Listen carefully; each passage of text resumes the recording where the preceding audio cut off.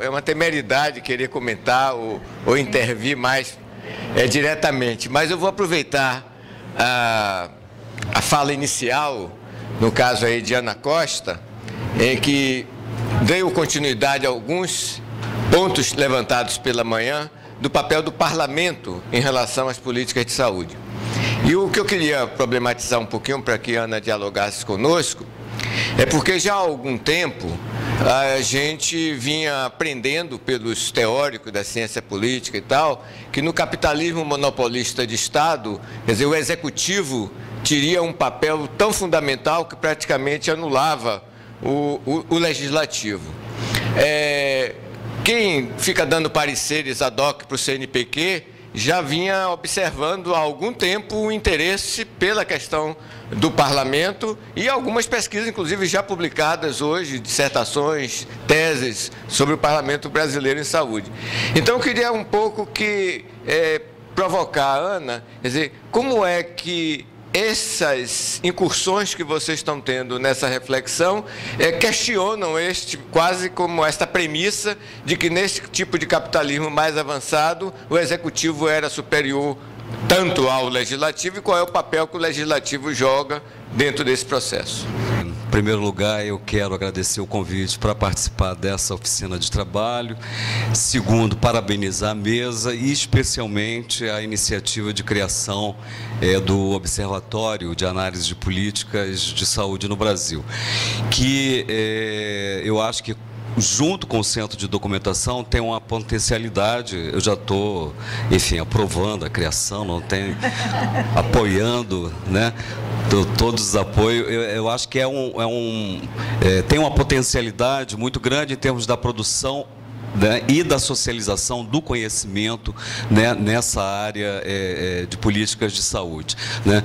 Ainda mais considerando essa articulação que a gente está vendo hoje aqui entre diversas instituições, e eu diria que a gente a Isabela já até sinalizou isso, a gente poderia avançar para a articulação com outros observatórios, né, e redes de observatório.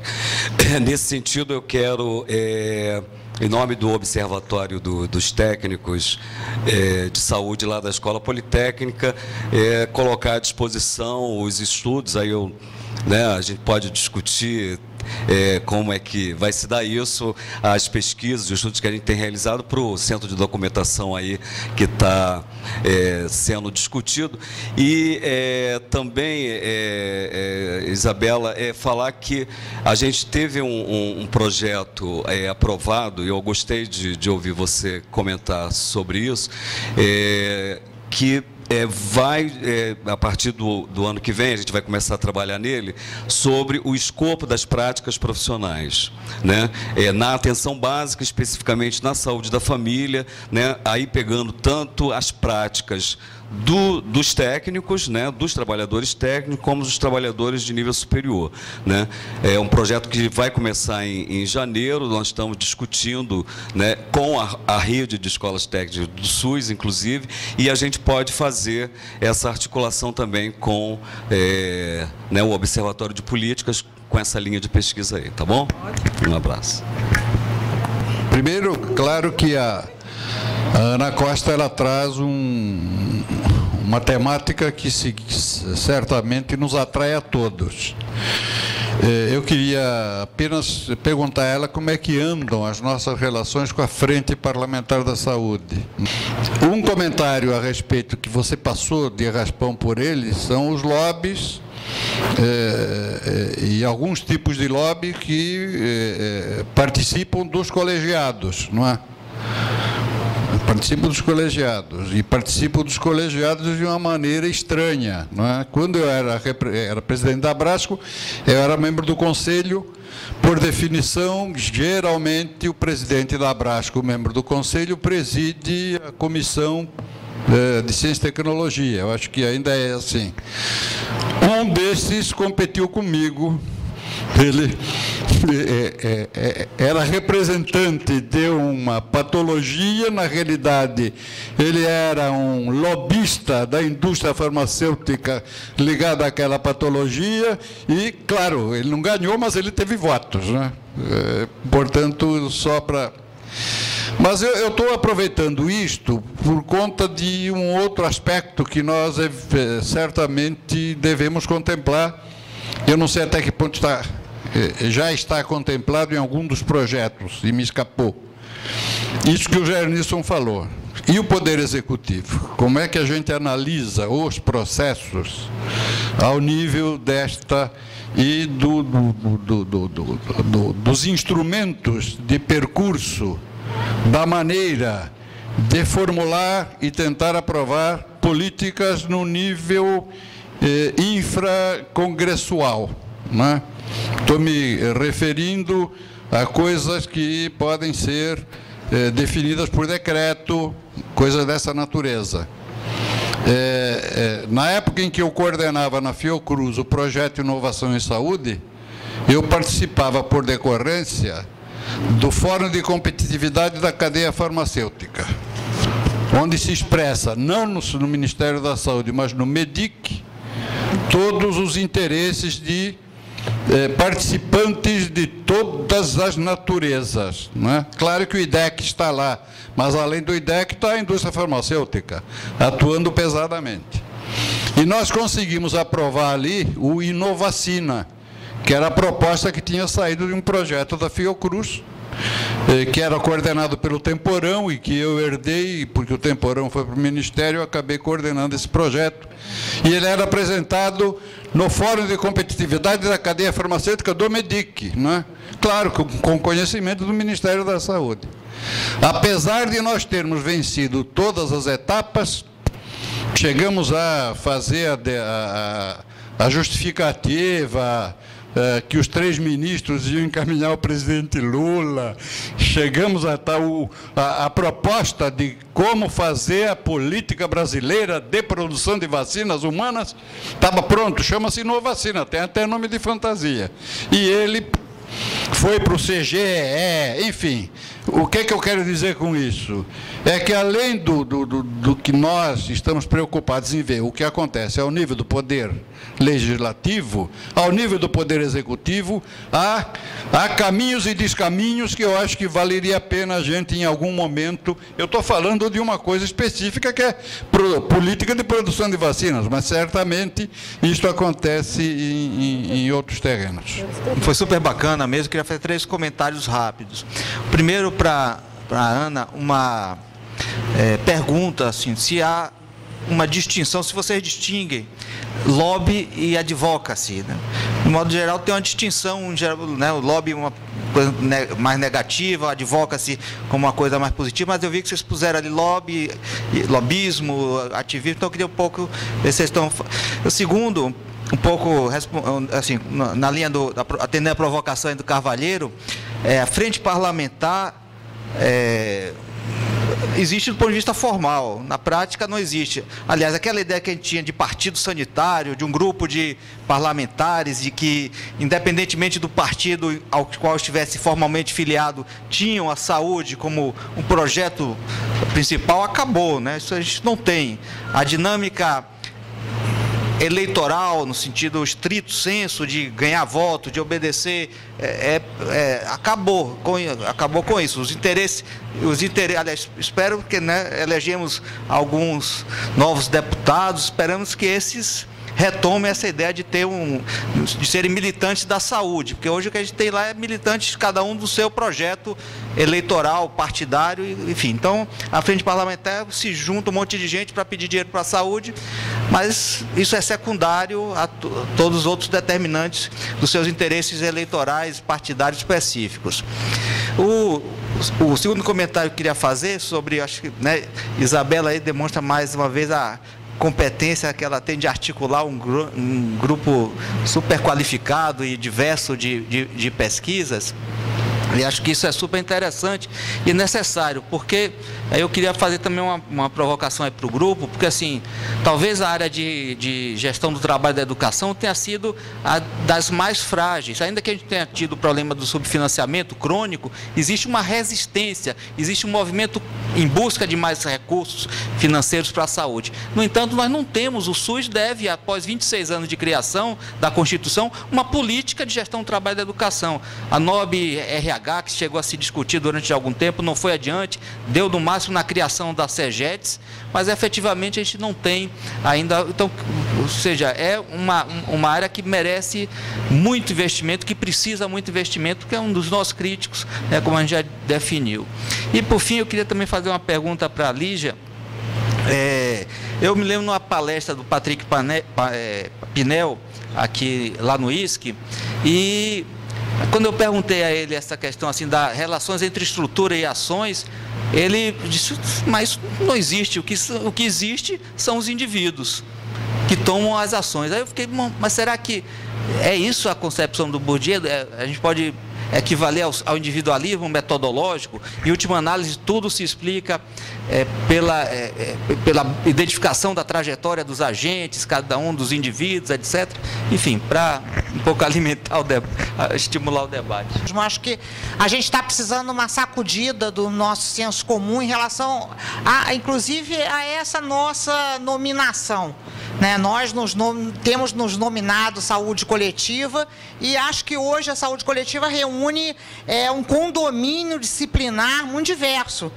E, por exemplo, na Abrasco, inclusive, a gente tem tido problemas objetivos com isso. Por exemplo, saúde bucal é saúde coletiva, quer dizer, enfim, isso é preciso ter um GT de saúde bucal na saúde coletiva, ou seja, quer dizer, como que nós próprios estamos pensando sobre isso, refletindo. Então, acho que isso é de uma importância enorme, pode iluminar, acho que um conjunto de áreas muito escuras, que estão escuras hoje na nossa compreensão. Em relação ao estudo do legislativo, que obviamente que eu acho super importante, mas é muito difícil estudar o legislativo. Quem disse que tinha lobby no Brasil foi a Maria Lúcia Werneck. Isso é muito polêmico. Tem autores que dizem que o Brasil não tem lobby. Não é? O lobby, rigorosamente, o Brasil não tem lobby. Agora, entretanto, a Maria Lúcia Werneck, ela foi ousada. E é claro, porque a tese dela, da Maria Lúcia Werneck, ela tem esse nome, americanização. Não é? O nome americanização, ela é a americanização da política para Maria Lúcia Werneck. Entretanto, isso não é simples, não é? E a possibilidade da gente aí cair no senso comum é muito grande. Muito grande. E é muito difícil estudar o legislativo. A gente tem uma vasta literatura sobre legislativo, que, como eu faço essa coisa de financiamento de campanha, eu tenho que estudar, porque senão, evidentemente, que eu vou dizer que a pessoa que é financiada é do mal, é do bem, etc. Não é? E o pessoal do IUPERJ, do antigo IUPERJ, atual IESP, tem muita experiência nos estudos de legislativo. Eu acho que é urgente essa associação com essas pessoas, até para a gente não inventar a roda. Por quê? Porque, na realidade, por exemplo, o projeto, ele não é unidade de observação para o legislativo. Tem parlamentares que não fazem projeto nenhum. Mas eles são os parlamentares os mais importantes, porque eles articulam. A ação parlamentar, ela não é uma ação necessariamente de apresentar projeto. Ao contrário, os parlamentares com mais influência são os que menos apresentam projetos. Então, como estudar isso se a gente tem essa mania de ficar quantificando, de fazer um banquinho de dados com o projeto, ver uma palavra-chave? Então, claro, exatamente porque é muito complexo o estudo, e acho que é preciso que a gente... Então, nós temos uma pesquisadora do IESP que estudou saúde, inclusive, que é a Tami Grzebinski. Ela tem um trabalho sobre saúde e ela é muito interessante porque ela também contraria o senso comum. O que ela afirma é que o parlamento é social. O parlamento tem uma atuação muito favorável às políticas, inclusive universalistas, etc, etc. Como o parlamento ele foi tolhido em toda a possibilidade de debater orçamento, etc, então, eu acho que é muito importante a gente ter um estudo muito consistente sobre legislativo. Até porque SEBS, Abrasco, acho que a gente, de certa maneira, não conseguiu mais ter essa articulação com o parlamento, e acho que esse estudo da Ana pode permitir que a gente volte a ter clareza sobre nossas possibilidades nossas possibilidades de ação. E, por fim, Isabela, também, assim, a gente quer fazer parte do seu grupo, né? Porque você já reparou que todo mundo faz parte do seu grupo. Nós é que não vamos ficar de fora, né? Então eu já entendi, já estamos assim. Então, o que a gente queria já te propor é assim, nós lá na nossa redinha, nós estamos estudando as OSs, a Elda, a Heloísa de Pernambuco, então a gente já queria já se associar a você. Você já pode, já pegamos a senha, entendeu? Número 1. É bom demais. Bom, gente, então vou passar a palavra aqui para a Ana fazer os comentários, né? Que foram 3 menções do projeto dela. Depois a Isabela, depois a Lígia e Tânia e Elonise também, se quiser. Mas vamos aqui para a Ana. Bom, começando pelos comentários. Bom, agradeço os comentários e as sugestões, as ideias de todos e todas. E começando pelo final, que a Lígia levanta, de fato, o estudo da Tami aponta esse caráter, esse compromisso social, mas uma coisa é o que se fala e o que se declara. E a outra coisa, e é isso aqui que esse estudo nosso pretende explorar, são as práticas e os jogos que induzem, que na verdade expressam projetos aprovados e processos decisórios no interior do Congresso, que não são assim tão bem comprometidos, né? Eu acho que isso é uma observação real e é uma das hipóteses que nós temos que explorar nesse estudo, né? Outro aspecto importante que o Carvalheiro, o próprio Luiz Eugênio comentou sobre a questão das frentes. Hoje o Congresso dispõe de diversas frentes para vários assuntos, cada vez mais fragmentado. A frente da saúde hoje, nós temos dentro da frente da saúde pelo menos 8 subfrentes. Então é frente da saúde da população negra, é frente contra o câncer de mama. Então a fragmentação que nós assistimos aqui, lá também acontece, e essas frentes vão se esvaziando cada vez mais, né? Elas se instituem, mas elas não têm uma prática consistente, né? E a frente da saúde, que foi um aliado importante naquele momento, hoje já não tem aquela unidade que nós conquistamos naquele tempo, né? A própria Comissão de Saúde, Seguridade Social e Família, ela já não tem unidade, já não se elege para aquela comissão aquelas pessoas do campo sanitário ou aliados como nós tínhamos anteriormente. Então, o panorama político do Congresso, ele é muito preocupante. E já entrando nessa discussão que o Jair Nilson traz, eu acho que não dá mais para pensarmos que um executivo forte conduz um processo de mudança ou de confronto ou de qualquer... No cenário nacional, a construção a presença do Legislativo hoje transcende a elaboração, o seu papel de elaborador de leis, né? Quer dizer, a sua presença política e as suas estratégias de arranjo interno de conformação de poder são enormes, e os próprios pactos, eles não se expressam de uma forma tão coerente assim, né? É muito curioso. Vejamos agora o que o Henrique Alves avança na colocação de projetos que ele tinha compromisso e pacto de não colocar sob votação, e agora por alguma decisão pessoal e política para ele, né, ele rompe pactos. Então essas rupturas de pacto são muito... Aliás, nós vamos precisar de fazer várias trocas aí teóricas, viu, Lígia, com o instrumental de Bourdieu nessas análises de conflitos de interesse, porque ali é um cenário que... E, de fato, o legislativo hoje, como ele é um poder também muito difuso, né, e ele atua não só nessa ação intrínseca do seu papel de produtor de leis, mas ele também é um lobista importante junto ao executivo, né? Ele tem uma ação de pressão por políticas legítimas, né? Mas nem sempre coerentes no caso da saúde com os interesses. Vide as emendas parlamentares, né?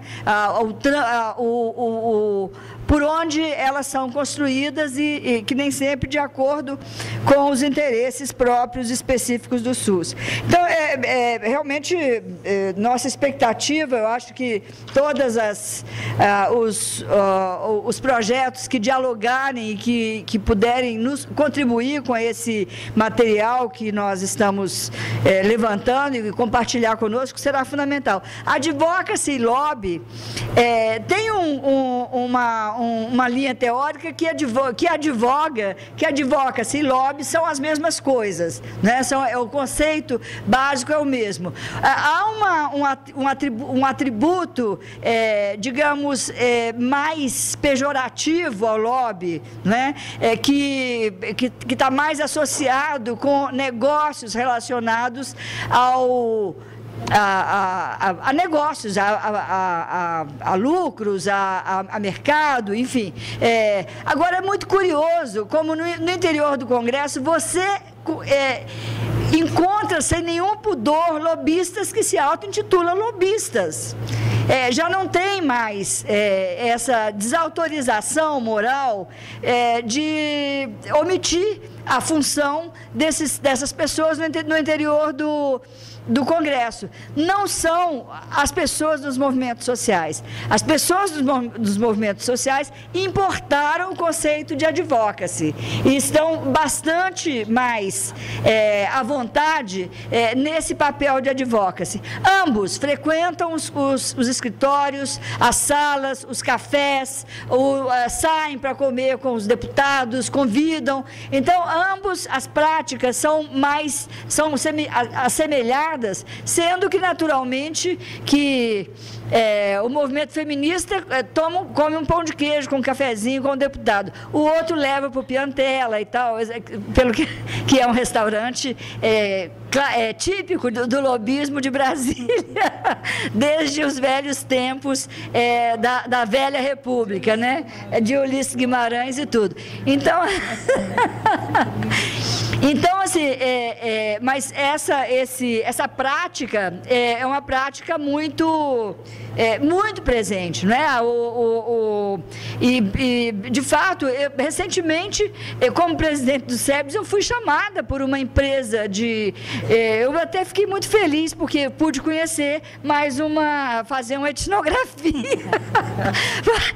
Eu fui chamada por uma empresa especializada em lobby de doenças raras, queriam ouvir a opinião do SEBS. Naturalmente que eu disse, olha, eu só vou na condição de pesquisadora, para poder ver o que vocês fazem. Então, aí eles não quiseram.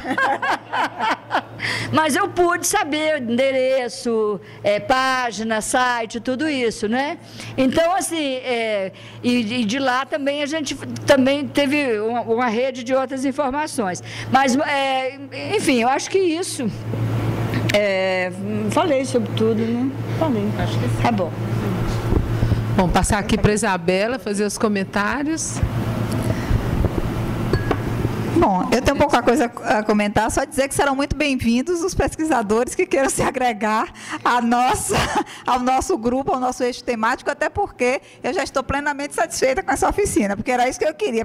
Eu disse aos meninos, precisamos trazer mais pesquisadores, tanto para os modelos de gestão, né, para analisar e ampliar a nível nacional, quanto procurar mais parceiros para discutir os escopos de prática, né, porque esse é um grande estudo, porque não só definir que profissões nós vamos estudar, mas também que âmbito, né, porque podemos estar o escopo da equipe de saúde da família ou dos hospitais. Então, essa é uma discussão que nós vamos amadurecer a partir de agora, porque eu acho que é um grande trabalho, uma grande contribuição, até porque tem muitas ações que não estão nas competências, né? E aí isso dialoga também com a formação na área de saúde e a discussão toda dos perfis inadequados às necessidades do Sistema Único de Saúde. Então, é isso. Obrigada. É uma rede dentro da rede. Não, eu acho também, só comentando, eu acho o trabalho de Ana importantíssimo. Claro, todos os trabalhos são, mas, claro, a questão legislativa nos mobiliza muito.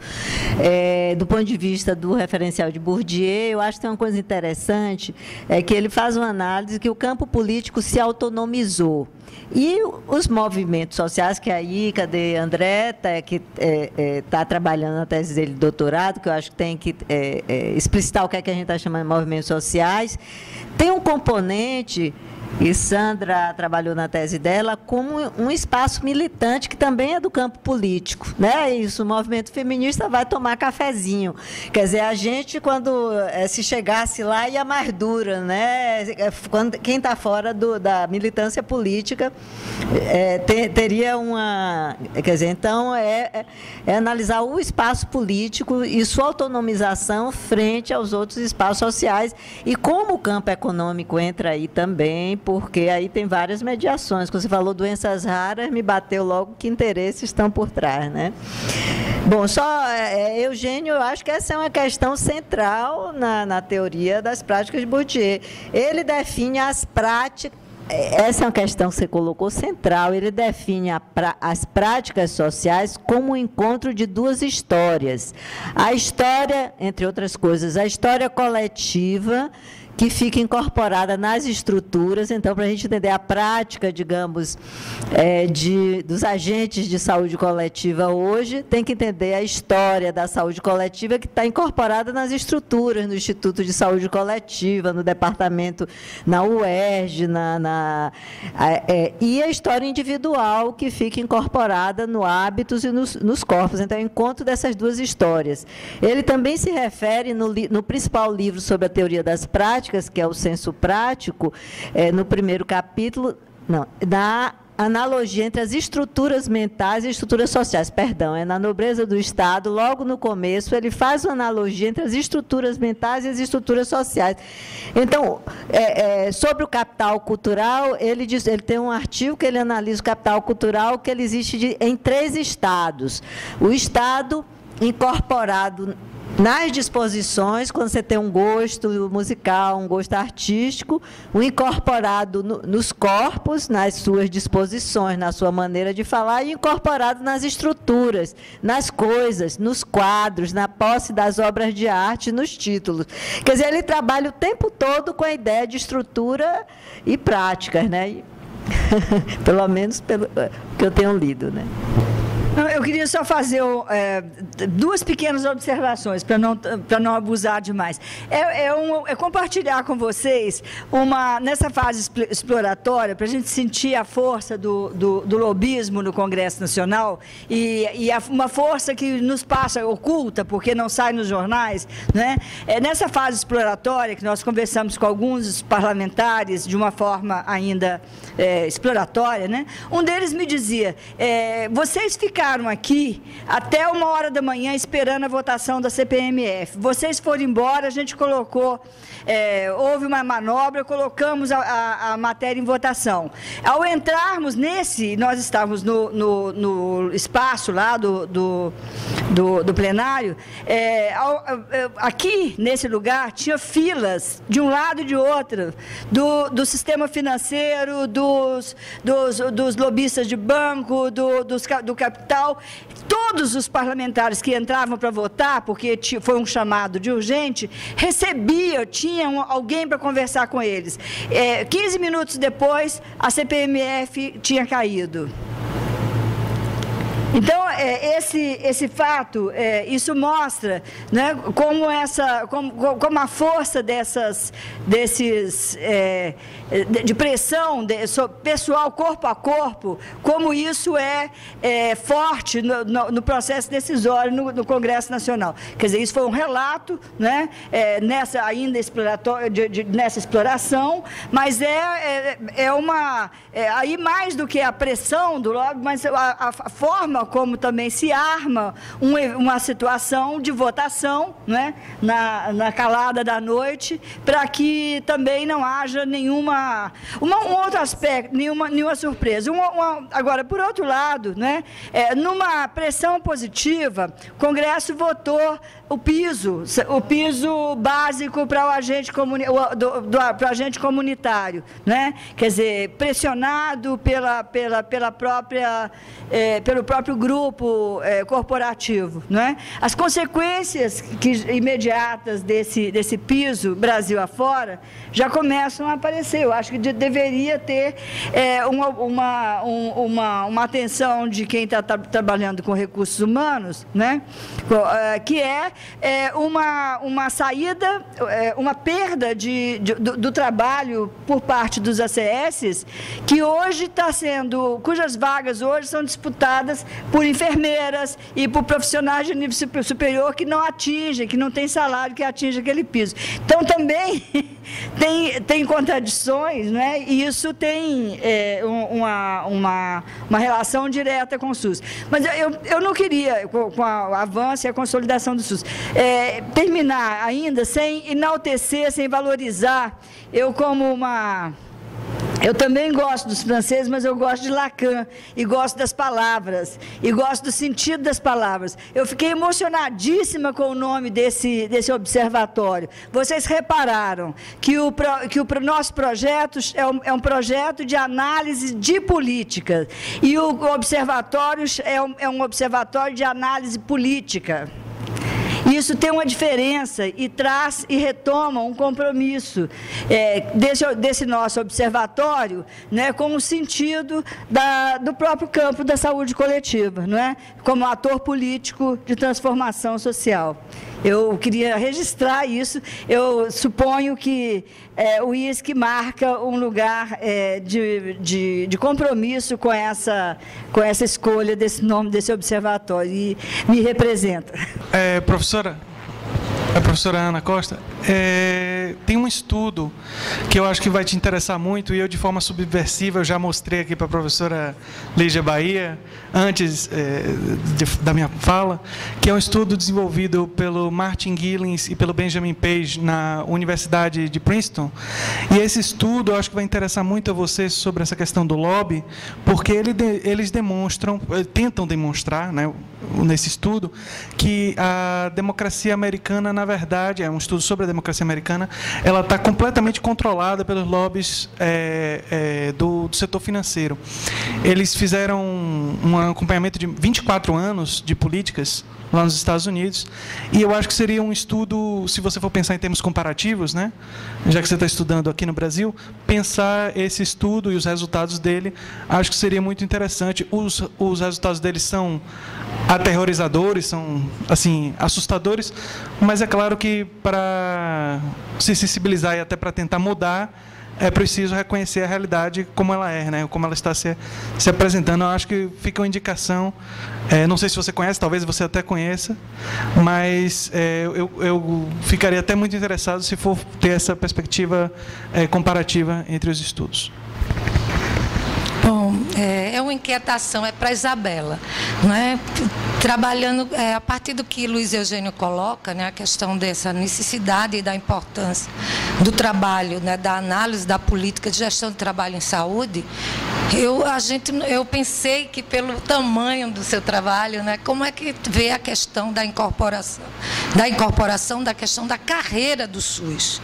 Por que não existe carreira no SUS? Por que é tudo tão fragmentado, as discussões que existem? E a gente está iniciando uma discussão sobre isso lá, e eu acho que a gente poderia fazer um esforço nesse sentido, né, de ampliar essa discussão e esse estudo sobre o fomento dessa questão tão estruturante para para a gestão do trabalho, né, no SUS. Eu tenho a impressão que essa tentativa, não é, de se encontrar dentro dos modelos, não sei se eu vou me expressar de forma correta, mas de encontrar dentro dos modelos ou das formas de gestão hospitalar hoje no Brasil, aqueles no campo do setor público que têm tido êxito ultimamente. Eu, de forma muito... Minha observação, e é uma observação à distância, sem nenhum método maior, eu não tenho visto nenhum hospital público brasileiro hoje, dentro das formas tradicionais normais, que tenha, que não esteja buscando novas formas de gestão, novos arranjos organizacionais que permitam melhores resultados. Obviamente que a impressão que dá é que a gente tem buscado arranjos dentro dos marcos legais hoje existentes, e que é possível que isso, por esse fato, a gente tenha sido empurrado para uma terceirização muito mais para o campo privado. No estado de Goiás, todos os hospitais públicos estaduais foram transferidos para organizações sociais montadas às vésperas dos processos licitatórios. Todos são organizações sociais, mas são taxadas para organizações privadas. Eu acho que esse é um campo extremamente importante, relevante, necessário e urgente para a organização do nosso sistema. Outro, com relação ao que a Ana apresentou, ou seja, essa análise das forças que interagem no parlamento ou nos parlamentos, eu tenho visto que não existe, raras vezes a gente vai ter situações imprevisíveis no parlamento. As decisões, as votações, as maiorias são absolutamente previsíveis, elas estão apontadas com tanta antecedência que quando a gente se surpreende é muito mais no sentido de se continuar a fazer política, muito mais do que as surpresas dentro do parlamento, né? Isso desde o financiamento e assim por diante, e também num momento em que emerge, né, uma necessidade de forças políticas importantes e relevantes trabalhando pelas reformas políticas de uma maneira geral, né? Então, também o setor saúde, conseguir compreender quais as forças que se articulam dentro desse nosso modelo de representação, né, cada vez mais consciente de que é uma democracia bem primitiva, essa democracia brasileira, embora ela seja... Não, eu acho que ela é completamente... Bom, mas é uma opinião, acho que ela é primitiva mesmo, ela não consegue representar majoritariamente a sociedade. Mas isso né, estou chamando de primitiva em função disso, né, dessa falta de maturidade com relação à representação. José, eu ia colocar um outro slide, pontos que precisamos explorar, mas precisamos ampliar o grupo. Um deles é carreira. Eu acho que você tem razão. Daí, se vocês estão estudando, eu acho que nós podemos também conversar sobre isso, porque como tem um conjunto de projetos já em andamento, eu não coloquei a carreira como objeto, mas eu concordo com você que é assim fundamental e que nós também no grupo temos discutido essa questão, mas à procura de um pesquisador que se debruce sobre o estudo das carreiras. Mas eu acho que nós podemos conversar, né, para incluir isso também como subprojeto dentro do rol de projetos do Observatório. Em relação, Elias, aos hospitais públicos, nós inicialmente pensamos em fazer uma comparação, né, entre a gestão nos hospitais públicos e a gestão nos hospitais regidos públicos também. No caso da Bahia, você tem, todos são públicos, agora alguns como S ou PPP, que aí nós vamos estudar esses diferentes modelos até para entender, né, as diferentes formas de fazer gestão. Mas uma das conversas que nós tivemos, um estudo exploratório com gestores, e uma gestora da Secretaria de Saúde, ela disse, olha, começa pela questão do financiamento. Com a aqueles que estão sob OS ou PPP, eu tenho um contrato, e o contrato tem que cumprir. Então, o recurso entra regularmente nesses hospitais. Os outros ficam à mercê do que é que naquele mês eu tenho no financeiro para poder... Já começa aí uma grande diferença, né? E aí eu concordo com você, a gente pode ter um movimento mesmo de incorporação, uma incorporação cada vez maior desses modelos alternativos. Mas estamos discutindo também, porque como vamos descer para os hospitais para estudar a saúde do trabalhador da saúde, Tadeu, que é o doutorando que está estudando os modelos alternativos de gestão, já começamos a discutir, explorar também com o gestor alguns elementos do processo de gestão para ver como é que trabalhamos depois. Tá?